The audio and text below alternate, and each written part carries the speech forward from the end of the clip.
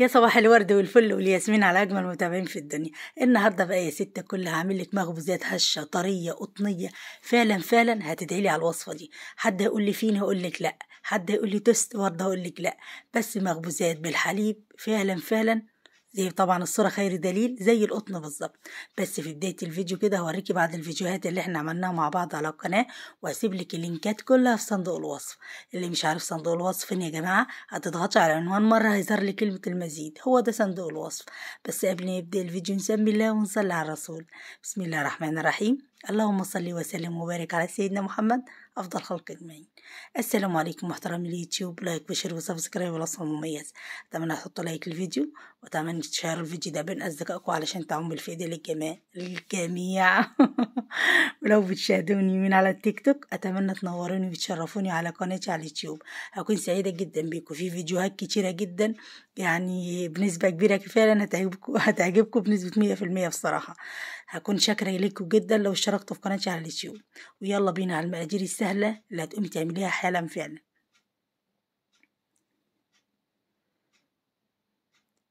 مبدئيا كده انا معايا كوبايه من الحليب. طيب ما عندكيش حليب ممكن تعملي كوبايه ميه، ولو عندك معلقه من اللبن البودره ممكن، لو انت هتستخدمي ميه تحطي معلقه من اللبن البودره. ومعايا معلقه صغيره من عصير الليمون. حد يقول لي عصير الليمون بيعمل ايه؟ او الخل بيخلي العجينه طريه وهشه بزياده وبيخلي قوامها من جوه متناسق. ومعايا معلقتين كبار سكر، وحابه تقللي تزودي يا ست الكل، السكر ده اختياري على حسب رغبتك. وهبدأ أقلب السكر كويس أوي لحد ما يدوب في الحليب. ومعايا بيضة، والناس يا جماعة اللي عندهم حساسية من البيض ومش بيحب البيض في المعجنات ممكن تستبعديها وتزودي ربع كوب حليب أو مية، ومعانا رشة بسيطة من الملح.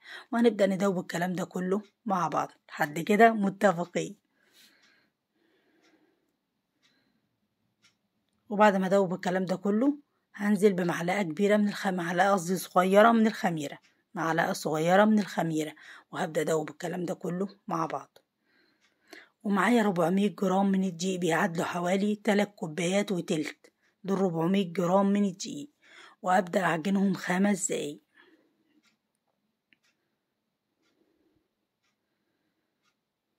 لو حضرتك يا ست الكل هتعجني على ايدك يبقى نتاوك بتعجني 10 دقايق، عشان المعجنات كل ما تعجنيها كويس تاخدي نتيجة أحسن، تاخدي هشاشة، تاخدي طراوة، تاخدي تناسق في قوام العجينة من جوه. في الوقت ده بعد ما عجنتها 5 دقايق هغطيها واسيبها حوالي ربع ساعة علشان افعل مادة الجلوتين اللي موجودة في العجين. وبعد ما غطيتها سبتها حوالي ربع ساعة ترتاح، هنزل بمعلقتين كبار من الزبدة بيعادلوا كام جرام، بيعادلوا 70 جرام. لو ما عندكيش زبدة ممكن تستبدلي سمنة او زيت اللي عندك يا ست الكل. وابدأ اعجنها حوالي 5 دقايق، وبعد كده هغطي العجينة واسيبها تتخمر تماما. ونبدأ بعد ما تتخمر هنشكلها. انا بقى بقول لك يا ست الكل، لو وصلت المقطع ده يا ريت تحطي لايك، ولو ما اشتركتيش هكون سعيده جدا باشتراكك، وهكون اسعد لو بعتيلي اي كومنت. ان شاء الله وجه مبتسم زي حضرتك كده، او ورده جميله زي كده هتسعدني جدا. وحابه اشكركم كتير من الارض كده لحد السما على الكومنتات والدعوات الحلوه اللي فعلا بتفتح نفسي للشغل. ربنا يا رب دمكم نعمه في حياتي، اجمل اخوات في الدنيا ومفيش كلام بعد كده. ونرجع للفيديو بتاعنا.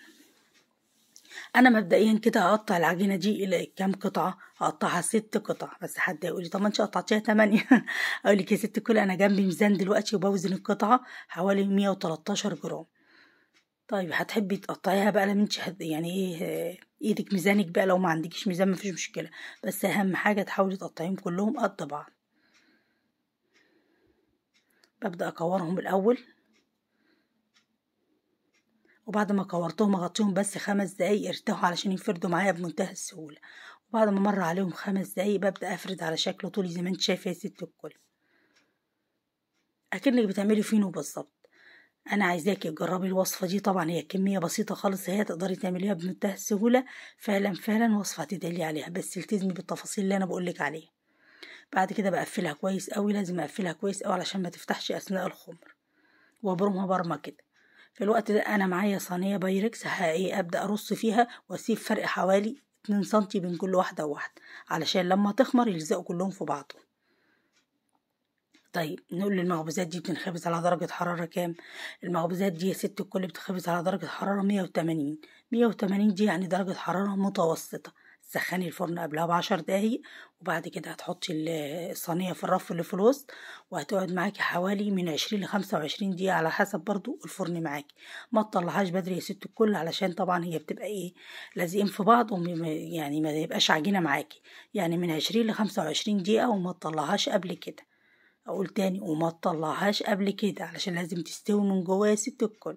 شايفين؟ هبدأ اخلص كل الكمية وارجع لكم تاني. بعد ما اشكلها كده طبعا هغطيها واسيبها تتخمر حوالي ساعة او 2 على حسب الجو عندك. لو الجو شتاء ممكن تاخد ساعة او 2 كمان، بس اهم حاجة حطيها في جو دافي. لكن لو في الصيف هتاخد ساعة واحدة، وهتلاقيها رفعت ولازق في بعضها. دلوقتي الجو برد، ممكن تاخد معاكي لحد ساعتين كمان. اغطيها كويس علشان تتخمر بسرعة. وبعد ما اتخمرت ما شاء الله الله اكبر، ده كان شكلها. شايفين لزق في بعضها ازاي؟ ده خلاص اختمرت تماما. في الوقت ده طبعا انا مشغله الفرن يسخن قبلها ب10 دقايق، ومعايا بيضة مخفوقة عليها معلقة من الخل، وابقى ابدأ ادهن الوش.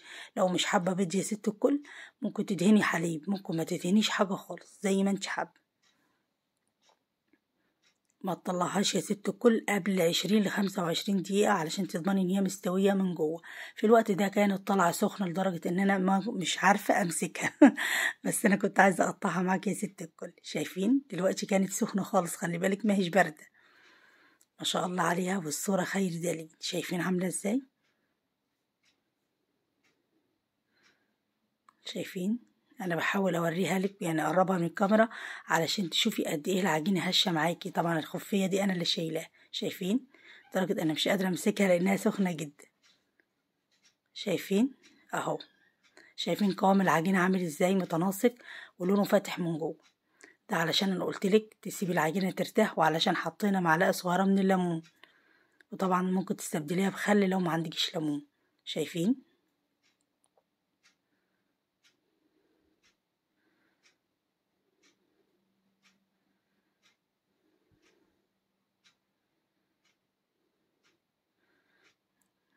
طب نيجي نفتح واحده واشوف القوام بتاعها من جوه عامل ازاي.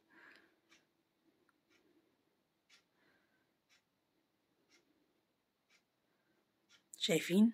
زي القطنة بالظبط. طبعا تحتفظي بقى في الفريزر بعد ما تبرد. لو انت عامله كميه هتحطيها في كيس كده محكم الغلق، وتحطيه في الفريزر. عند ما تيجي تاكليها تطلعيها بس قبلها بربع ساعه، وتحطيها على الرخامه، بتبقى كأنها لسه انت خابزاها بالظبط. طبعا ما ينفعش تحطيها على الرخامه، لازم تحطها في الفريزر. لو انت هتاكلي على طول ماشي، لكن لو هيقعد يوم واتنين يبقى تحطي في الفريزر، وتطلعي ست الكل عند الاكل على طول. واسيبكم في رعايه الله وامانه، انتظروني ان شاء الله في فيديو جديد، والسلام عليكم ورحمه الله وبركاته.